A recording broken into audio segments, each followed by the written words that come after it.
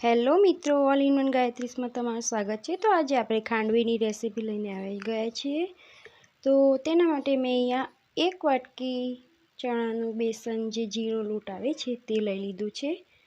અને ચણાના લોટની વાનગી બનાવતા કોઈ બી આઈટમ બનાવતા પહેલાં તમે તેને ચારીને ઉપયોગ કરવો। હવે આપણે જે વાટકી લોટ લીધો હતો તે વાટકી ભરીને 3 વાટકી આપણે છાશ લેવાની છે ને પણ પાતળી છાશ લેવાની છે। મારી અહીં અહીંયા જાડી છાશ હતી એટલે મેં 1 વાટકી પાણી એડ કર્યું છે અને આ રીતે આપણે મિક્સ કરી લેવાનું છે કે ગુટલીઓ ના પડે તે રીતે। તમે હેન્ડ બ્લેન્ડરનો ઉપયોગ કરી શકો છો। મેં અહીંયા સ્વાદ અનુસાર મીઠું, હળદર અને હિંગ એડ કરી લીધી છે અને આદુ લસણ મરચાંની પેસ્ટ થોડીક લીધી છે। અને હવે આપણે ગેસ ચાલુ કરીને ધીમા તાપે તેને સ્લો ટુ મીડિયમ ગેસ પર જ આને થવા દેવાનું છે અને હલાવતા રહેવાનું છે।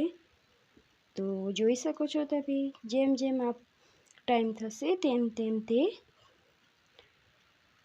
ઠીક થવા લાગશે આપણી પેસ્ટ, જોઈ શકો છો। આ જગ્યાએ જો તમારા મિશ્રણમાં ગુટલીઓ પડવા લાગે તો ગેસ બંધ કરી લેવો અને થોડીક વાર પછી પાછો ગેસ ચાલુ કરવો। તો તમે જોઈ શકો છો આપણું બેટર ઘટ થવા લાગ્યું છે।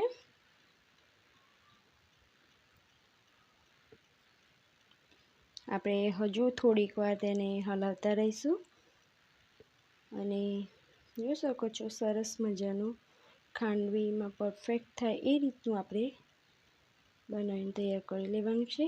તો તમે જોઈ શકો છો આપણે એક ડીશમાં ટ્રાય કરી લઈએ। જો ડીશ છોડી દે બેસન સુકાયા પછી તો આપણું પરફેક્ટ બની ગયું છે એવું સમજવું। તો જોઈ શકો છો તમે। હવે આપણે ગેસ ઓફ કરી લઈશું અને થોડીક હલાવી દઈશું। તો થઈ ગયું લાગે છે આપણું। તો હવે આપણે થાળી ઉપર પાથરી લઈશું। તો આને ઠંડુ થતાં પણ વાર લાગતી નથી, તો આપણે થાળી પર ફટાફટ પાથરી લેવાનું હોય છે। તો આ રીતે આપણે તમને જેટલી થિકનેસ પસંદ હોય તે રીતનું તમે પાથરીને તૈયાર કરી શકો છો। અને ઠંડુ થયા પછી આપણે 1 ઇંચના કાપા કરી 1 ઇંચની જગ્યા રાખીને કાપા કરીને આ રીતે આપણે રોલ વાળી લઈશું। એક બાજુથી આ રીતે કરી આ રીતે આપણે રોલ વાળી લેવાના છે। તો બધી જ ખાંડવીના આ રીતે આપણે રોલ વાળી લઈશું।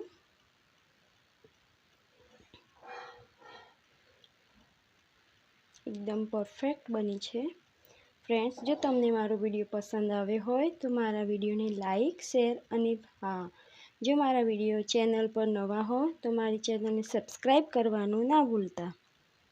તો આ રીતે આપણે બધી જ ખાંડવી વાળીને લઈ લઈશું અને બીજી બાજુ વઘાર મેં તૈયાર કરી લીધો છે। તો 1 ચમચા તેલમાં રાઈ, જીરું અને તલ, મારા બાળકોને તલ વધારે પસંદ છે તો મેં વધારે નાખી છે, તમે તમારા એકોર્ડિંગ નાખી શકો છો। હવે આપણે વઘારને સારી રીતે મિક્સ કરી લઈશું આ રીતે હલાવીને અને સર્વ કરી લઈએ। તો પ્લેટ સજાવી દઈએ આપણે। તો આ રીતે આપણે ખાંડવીને ગોઠવી લઈએ અને ઉપરથી લીલા ધાણા એડ કરી લઈશું।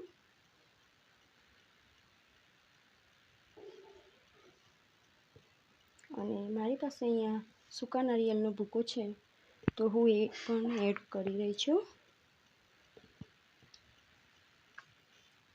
જેથી આપણું ખાંડવી દેખાવામાં પણ ખૂબ સરસ લાગે ને ખાવામાં તો ટેસ્ટી છે જ।